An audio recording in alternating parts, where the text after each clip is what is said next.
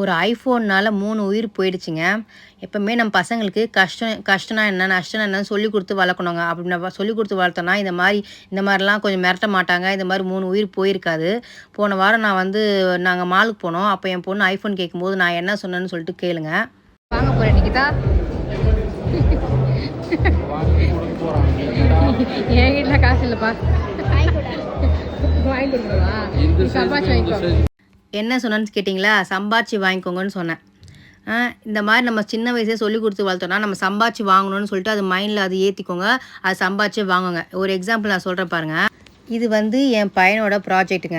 எனக்கு போன வாரம்லாம் எனக்கு செய்யணும்னு தோணவே இல்ல. நேத்து பண்ணி ஆகணும். என்னால பண்ண முடியல.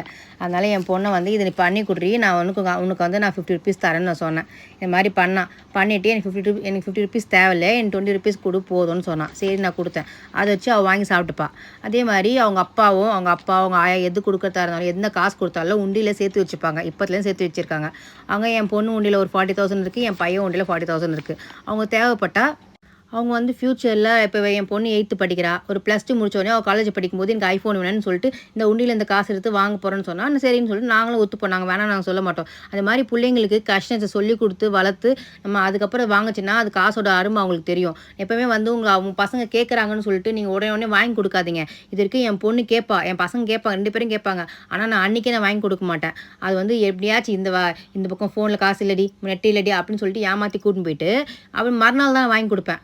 ஆனா, அப்ப நான் ஏமாற கத்துக்கிச்சிங்கன்னா, அதுக்கப்புறம் வாழ்க்கையே அது ஈஸியா இருக்கும் அவங்களுக்கு. பசங்களுக்கு ஆசைப்பட்டதெல்லாம் வாங்கி கொடுக்காதீங்க. வாங்கி கொடுத்தீங்கன்னா, அதுக்கப்புறம் அது ஆசைப்பட்டது நம்ம இப்ப அப்பா, அம்மா இருக்கோம். நம்ம வாங்கி கொடுக்குறோம். நம்மளே இல்லாத சமயத்தில அவருக்கு ஆசைப்பட்டது கிடைக்கலன்னா, அவருக்கு இந்த மாரி தான் எந்த எக்ஸ்ட்ரீம் அளவுக்கு சாகுற நிலைமை கூட அவங்க போலாம். அதனால பசங்களுக்கு ஏமாறத ஃபர்ஸ்ட் சொல்லிக் குடுங்க. இன்னைக்கு இல்ல நாளைக்கு கிடைக்கும். நான் இன்னைக்கு என் பசங்களுக்கு வாங்கி கொடுக்கலாம். சரி நாளைக்கு வாங்கி கொடுப்பாங்கன்னு சொல்லி என் பசங்க ஏத்துப்பாங்க. ஏத்துட்டு மறுநாள் வாங்கி கொடுப்பேன். நான் அன்னைக்கே எது வாங்கினாலும் சரி அன்னைக்கு வாங்கி கொடுக்க மாட்டேன். நான் அதுக்கு மறுநாள் வாங்கி கொடுப்பேன். சரின்னு சொல்லிட்டு நீ இப்ப வாங்கி கொடுக்கலனா கூட அம்மா மறுநாள் வாங்கி கொடுப்பாங்கன்னு சொல்லிட்டு பசங்க ஏத்துக்கோங்க. இந்த மாதிரி சூசைடு இந்த மாதிரிலாம் அது போகாதுங்க. ஏன்னா எனக்கு இந்த மாதிரி ஒருத்தவங்க ஆசைப்பட்டது கிடைக்கலன்னு சொல்லிட்டு ரோட்டில் சாகிறதுக்கு போனாங்க எனக்கு தெரிஞ்சவங்க.